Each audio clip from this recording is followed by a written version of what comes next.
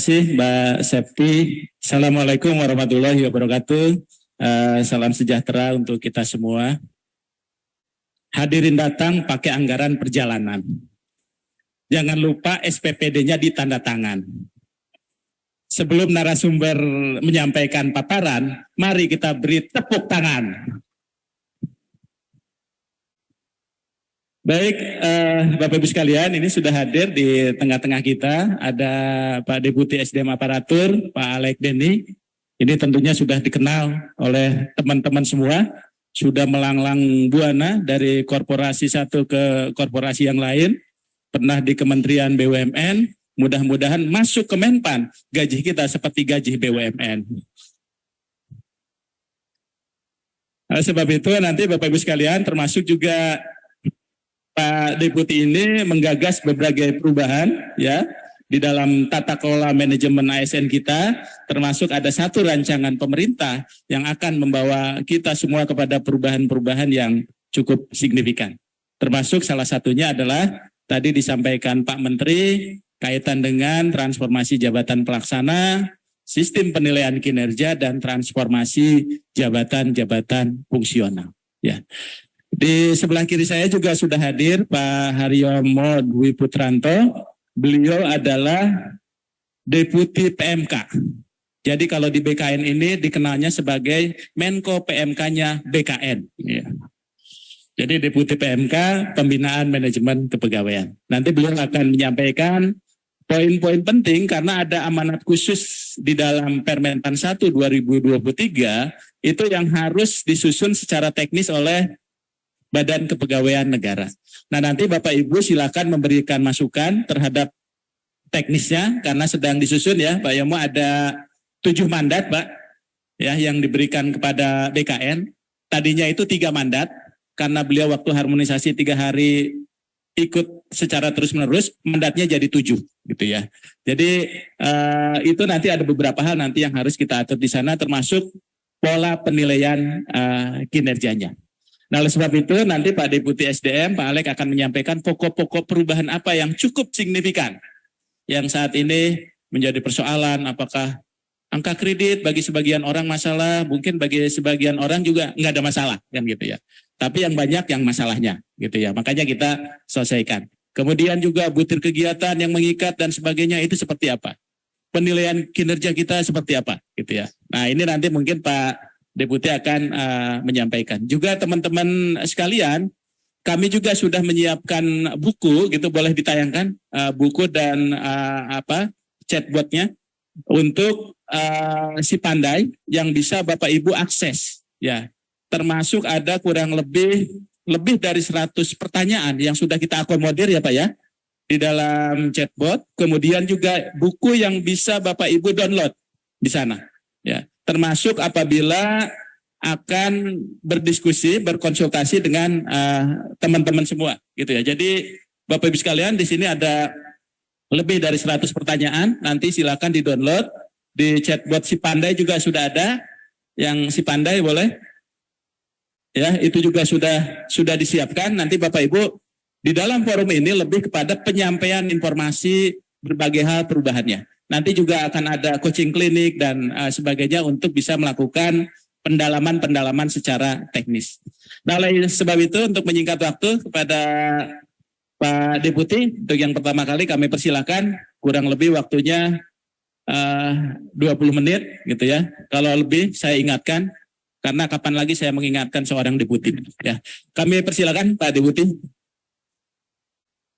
Terima kasih Pak Aba, Pak Yomo yang saya hormati. Terima kasih kepada Pak Menteri Pan-RB dan Wamendagri yang sudah mensupport kegiatan kita pagi hari ini. Pak Kepala BKN, Sestamalan, Bapak Ibu Sekjen, Sestama, Sesmen, Sesda, Provinsi, Kabupaten, Kota, baik yang hadir secara fisik pada pagi hari ini maupun yang hadir melalui Zoom dan YouTube channelnya Kemenpan RB. Selamat pagi, Assalamualaikum warahmatullahi wabarakatuh. Shalom, Om Swastiastu, Namo Buddhaya, salam kebajikan. Masih semangat tahun baru, selamat tahun baru buat Bapak Ibu semuanya. Semoga tahun ini makin sehat, makin sukses, makin bahagia. Selamat tahun baru Imlek juga bagi saudara-saudara kita yang merayakan Gong Sifa Choi. Bapak Ibu yang saya hormati, beberapa waktu yang lalu kita sibuk menonton Piala Dunia. Boleh slide-nya, saya ditunjukkan seorang yang sudah berjuang 5 kali Piala Dunia, akhirnya baru juara pada perhelatan yang kelima. Ini semangat persistensi yang mestinya kita tiru semangatnya.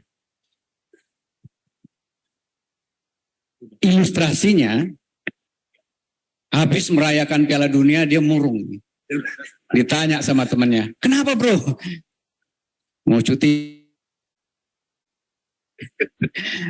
Ini kira-kira ilustrasi yang kami dapatkan feedbacknya, berdiskusi dengan kawan-kawan, bahkan termasuk Bappenas. Kemarin kami dengan Sekjen Bappenas rapat setengah kamar, lalu menyatakan ini tim saya ada yang cuti karena mau ngisi dupak. Teman-teman, pada pagi hari ini insya Allah ada small step yang kita lakukan.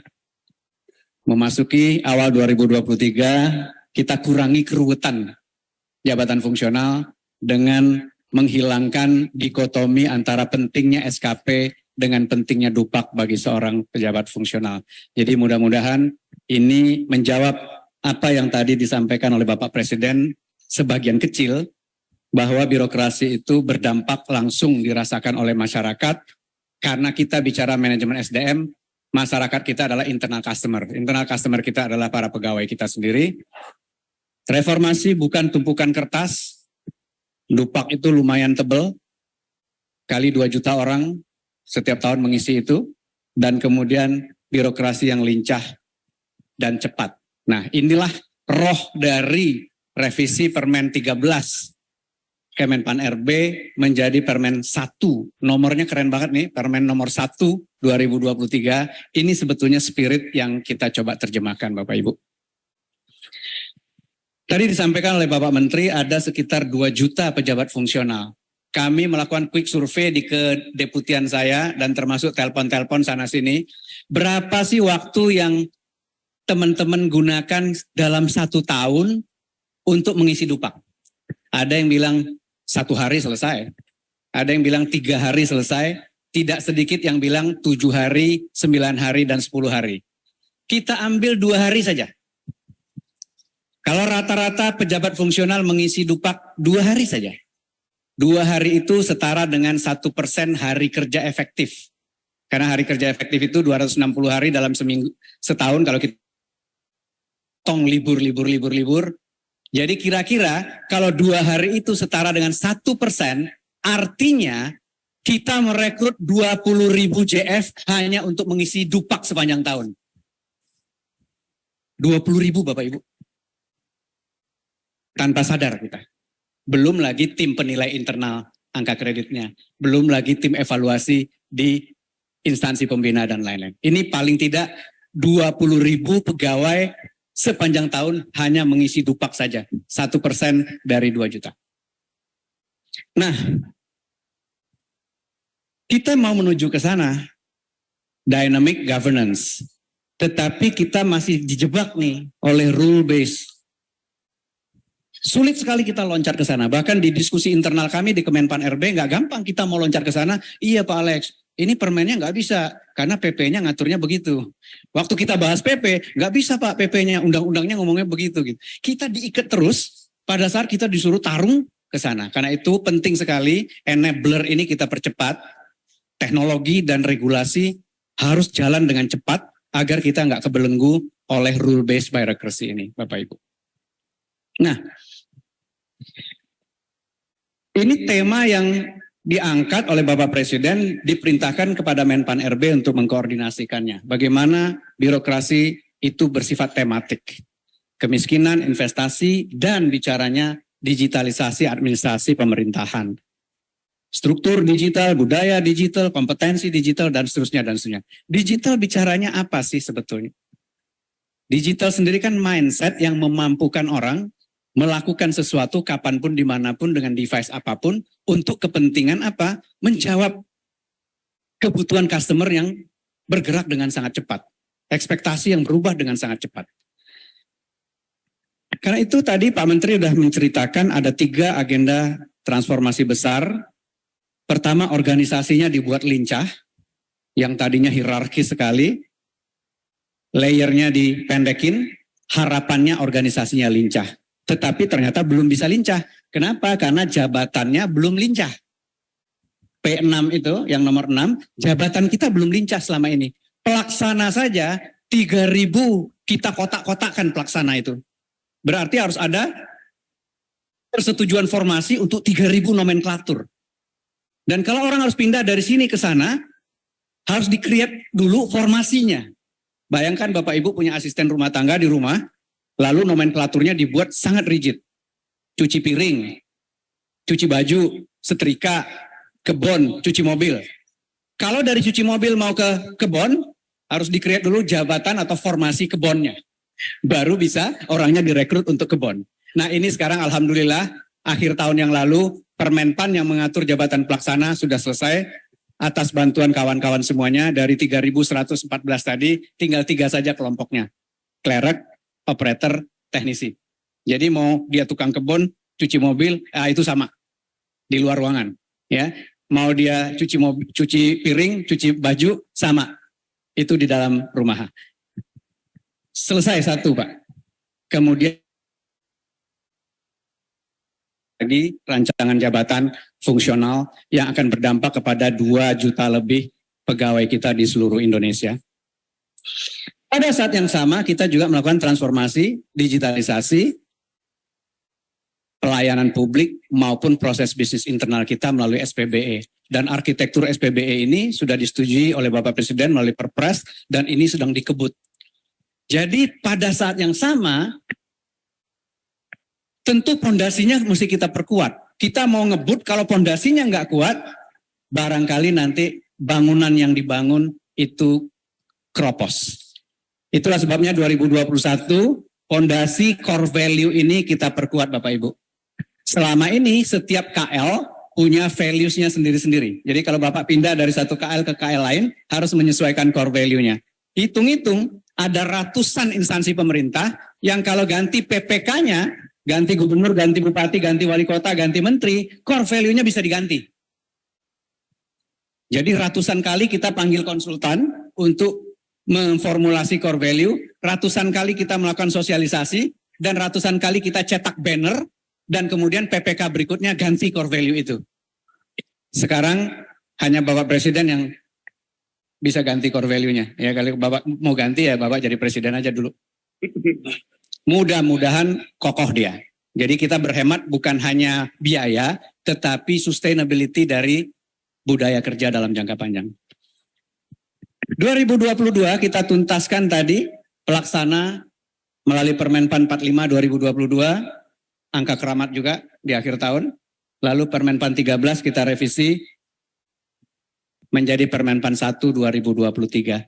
Ini dampaknya juga akan dirasakan oleh 2 juta lebih pegawai kita. Organisasi yang hierarkis, harapannya agile seperti itu.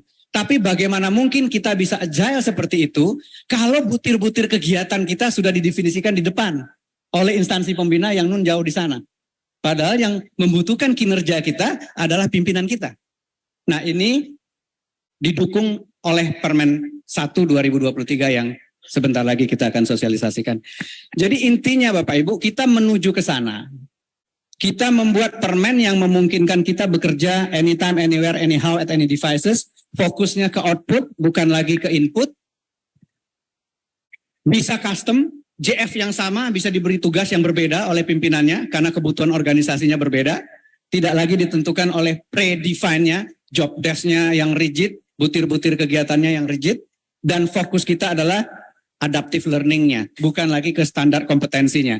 Karena setiap tugas membutuhkan kompetensi yang berbeda dan harapannya adalah JF-nya belajar dengan cepat untuk memenuhi tugas itu. Belum sempurna Bapak Ibu, karena tadi masih ada cantolan-cantolan di PP yang mesti kita rapihkan juga melalui PP-nya. Ya, jadi paling tidak ada hal-hal yang sudah bisa kita lakukan melalui revisi Permen ini. Jadi substansi pokok dari revisi Permenpan 13 menjadi Permenpan 1 2023 ini terkait dengan pola karir JF yang lebih fleksibel. Bapak Ibu pindah JF nanti nggak harus uji kom. Karena JF yang tadinya rigid ratusan itu kita kelompokkan menjadi sekelompok jabatan fungsional. melalui klasifikasi family-nya. Jadi kalau muter-muter di dalam family nggak usah uji kom lagi Bapak Ibu. Kecuali mau pindah family. Dari SDM mau pindah ke IT misalnya boleh uji kom. Tapi kalau dari Anjak ke analis SDM ke kepegawaian itu Bapak Ibu nggak usah uji kom lagi. Bapak Ibu muter-muter saja. Formasinya juga nggak terlalu rigid kita definisikan. Yang kedua adalah tugas dan ruang lingkup.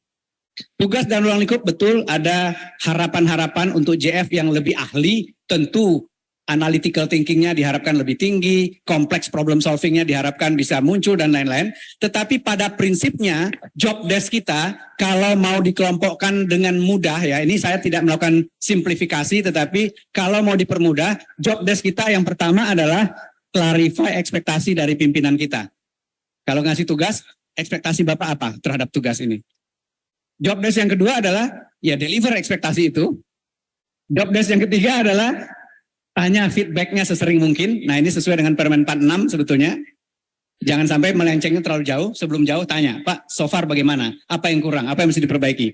Dan terakhir job desk kita apa? Belajar terus meningkatkan kapasiti kita. Karena tugas yang diberikan makin lama makin rumit. Dan makin lama makin bervariasi. Sehingga kita siap adaptive learning untuk menghadapi tugas-tugas itu. Itu sederhananya. Tapi tentu ada acuan-acuan tugas-tugas berdasarkan kelompok jabatan fungsional tadi. Kinerja jelas, basisnya adalah hasil kerja dan perilaku kerja. Hasil kerja adalah KPI, SKP yang selama ini kita sudah kenal, dikaitkan dengan IQ organisasi kita. Lalu perilaku tentu dasarnya adalah panduan perilaku dari core value berakhlak, berorientasi pelayanan akuntabel, kompeten, harmonis, loyal, adaptif, dan kolaboratif. Jadi kalau ASN mau dapat angka bagus, hasil kerjanya harus bagus, perilakunya harus bagus. Dan kalau hasil kerjanya bagus, perilakunya bagus, angka kreditnya bagus. Udah sesederhana itu. Nggak perlu lagi didikotomi antara SKP dengan dupaknya Bapak Ibu. Jadi nggak perlu 2 kali mengisi kebutuhan-kebutuhan administratif. Kemudian konsolidasi jumlah JF yang ratusan tadi kita kelompokkan. Nanti di dalam buku pintarnya akan ada berapa kelompok sesuai dengan urusan pemerintahan. Kemudian terakhir kompetensi dan kelas jabatan pelan-pelan kita juga akan sederhanakan. Dan ini nanti tentu tugas dari instansi pembina akan lebih banyak di sini. Bagaimana menyiapkan konten-konten pembelajaran, membantu agar pengembangan kapasitas lebih mudah dilakukan oleh pegawai kita. Jadi Bapak Ibu, ini kontrastis antara Permen PAN 13 dengan 1. Apa yang kita perbaiki di sini adalah basisnya adalah butir kegiatan diselaraskan dengan SKP. Kalau di sana basisnya ruang tugas, kemudian setiap jenjang jabatan harus tanya ekspektasi dari pimpinannya apa. Dan itulah yang harus dideliver. Jadi jangan sampai ada disparitas antara ekspektasi pimpinan dengan butir kegiatan yang didefinisikan terlebih dahulu oleh instansi pembina. Ini poin nomor 1-nya. Kedua, perpindahan dilakukan dalam satu rumpun. Di sana perpindahan dilakukan cross mobility-nya lintas rumpun sangat memungkinkan. Jadi bahkan keluar dari rumpun pun memungkinkan, tentu lewat uji kom, tetapi sepanjang di dalam rumpun tidak perlu melakukan uji kom. Angka kredit di awal tahun ditetapkan, target angka tahunan ditetapkan sebagai koefisien pengali. Ini antara saja Bapak Ibu. Kenapa? Karena di PP kita masih ngomong angka kredit, ya kita definisikan angka kredit yang untuk JF utama berapa target setahun, Madya berapa setahun, Muda berapa setahun itu kita konversikan. Tetapi insya Allah dalam PP yang akan kita revisi, mudah-mudahan tidak sejelimet ini perhitungannya. Ya. Kemudian dupak, nggak ada lagi dupak. Yang ada adalah rencana kinerja, kemudian ongoing feedback, kemudian hasil kinerjanya seperti apa. Kenaikan pangkat luar biasa nanti juga bisa diberikan kepada JF yang kinerjanya, hasil kerjanya sangat baik, perilakunya sangat baik. Kemudian tentu akselerasi akan bisa dilakukan di situ. Instansi pembina yang tugasnya sekarang ada 19, termasuk mendefinisikan butir-butir kegiatan, menilai dan lain-lain. Ke depan lebih banyak kepada pembinaan, konten, belajar, dan seterusnya, dan seterusnya. Nah, Bapak Ibu, jadi ini kira-kira konten dan tadi Pak Abah sudah sampaikan, sudah disiapkan buku panduan yang berisi pertanyaan dan jawaban terkait dengan jabatan fungsional ini. Tetapi tentu nanti pertanyaan-pertanyaan baru yang belum terjawab akan kita siapkan lagi Q&A-nya. Dan tadi Pak Menteri sudah menyatakan pertanyaan pertama Bapak lakukan dulu kepada si pandai, kepada chatbotnya Kemenpan RB. Kalau si pandainya nggak bisa jawab, silakan hubungi tadi ya piket-piket kami yang akan membantu Bapak Ibu untuk menjawab pertanyaan yang tidak terjawab oleh si pandai. Kalau masih nggak bisa, baru kita Zoom meeting ya. Kalau perlu Bapak Ibu datangnya mestinya ke BKN karena kami ingin lebih fokus ke policy makingnya, kemudian servicingnya nanti dilakukan oleh kawan-kawan BKN. Ruang lingkup pengangkatan pertama, JF diberikan akses masuk dari tengah. Ini sedang kita siapkan. Penyesuaian jenjang jabatan, promosi dan lain-lain akan dipermudah. Jadi Bapak Ibu mudah-mudahan aspek administrasi ya kita akan masuk ke substansi lebih banyak. Kita akan fokus ke hasil kerja, ke perilaku, hasil kerja, perilaku yang mendukung hasil kerja kinerja organisasi. Kalau selama ini tidak ada hubungan antara kinerja organisasi dengan kinerja individu. Tim saya kinerjanya baik semua, ya. Padahal kinerja unit belum tentu baik begitu.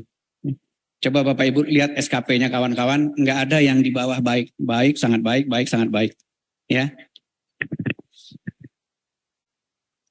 Kemudian predikat kinerja. Permen 46 sudah mengatur rencana kinerja tahunan, ini mumpung Januari, segera lakukan dialog antara pimpinan dengan pegawai, one on one. Saya dengan tim saya juga one on one, Pak Aba juga dengan timnya one on one. Kemudian penilaian atasan, itu jangan sampai hanya dilakukan di akhir tahun. Ya, ada yang namanya ongoing feedback di Permen 46.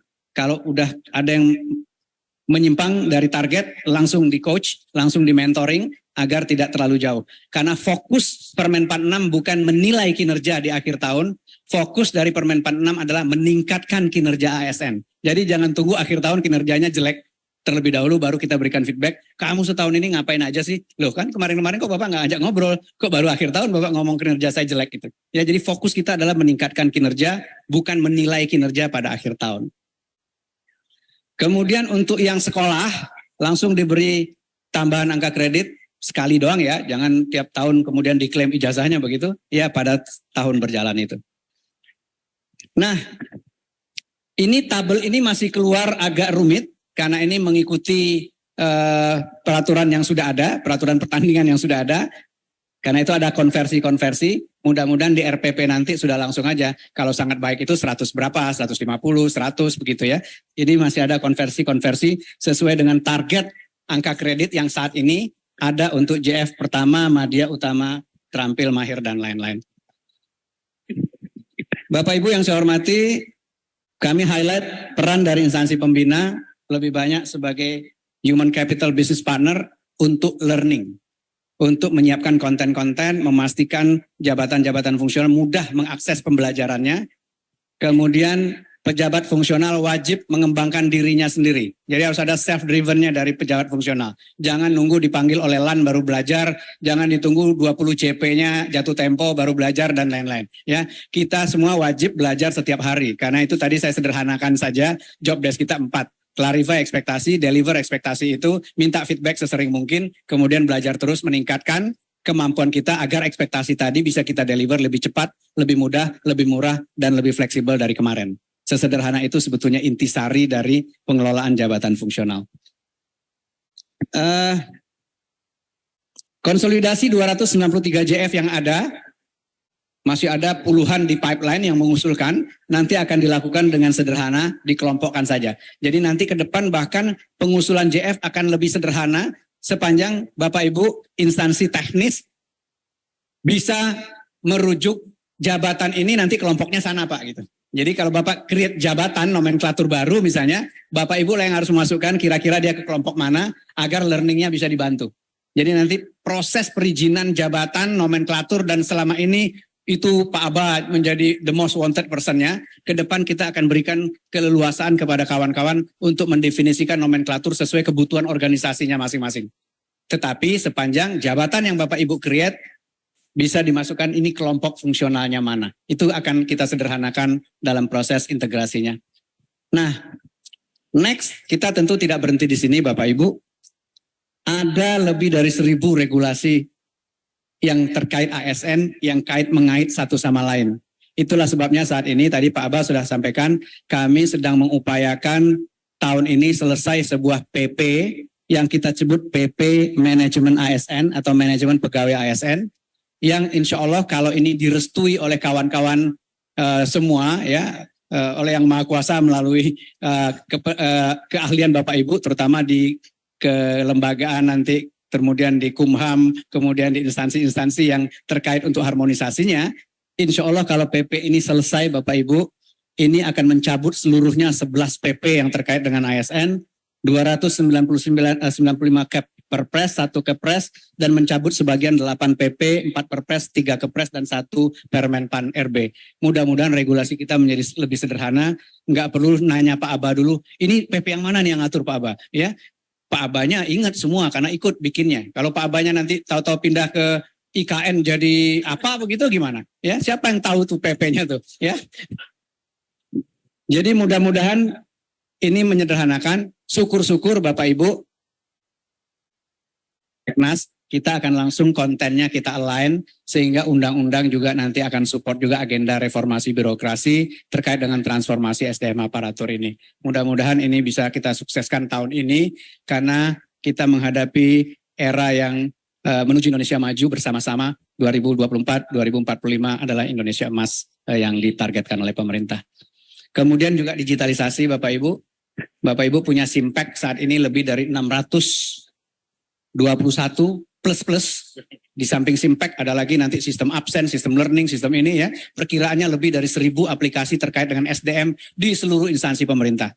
Saat ini kami dengan BKN sedang merumuskan bisa nggak satu platform saja sehingga semua kita bisa masuk ke platform itu sehingga kita bukan hanya hemat uangnya tetapi bisa lebih berkolaborasi, datanya bisa ditukar ya, Thailandnya bisa diputar dan lain-lain dalam sebuah platform. Saya kira itu, terima kasih 20 menit lebih sedikit sebenarnya tapi Pak Aba nggak tegur karena kayaknya ada hal-hal penting yang saya mau sampaikan. Terima kasih.